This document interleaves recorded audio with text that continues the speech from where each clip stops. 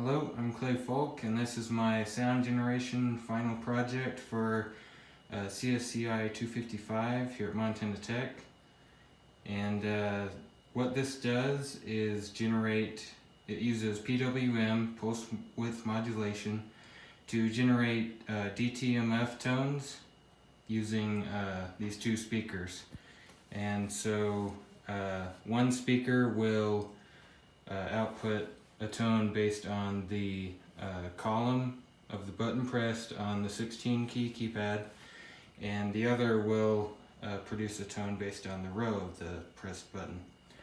And DTMF tones are what you used to hear and do still hear on some phone keypads when you would dial a number into a telephone.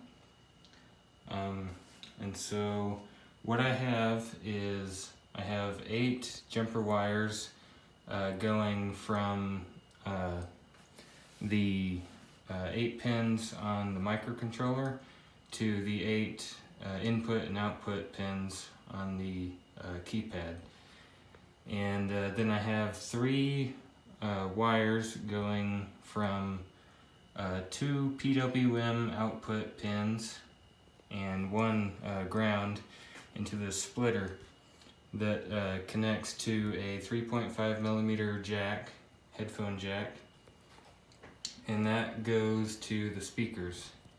And then the speakers also have a USB power cable that gets connected to the computer.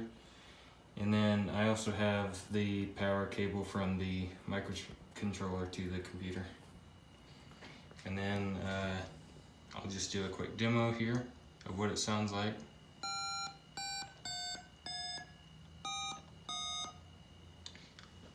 And then I'll show you a quick rundown of the code. And so what I have here is so I set up the PWM output for pin 2.2 and pin 1.2, and I have them at a 0% duty cycle so that they don't produce any sound.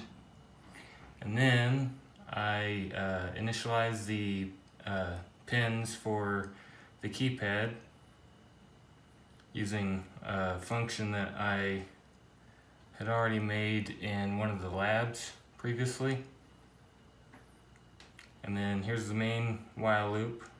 And so it just continually checks for a keypad press, and if a key is pressed, then it looks at which column it was pressed in, and then depending on which column it was pressed in, it will it will use a different frequency.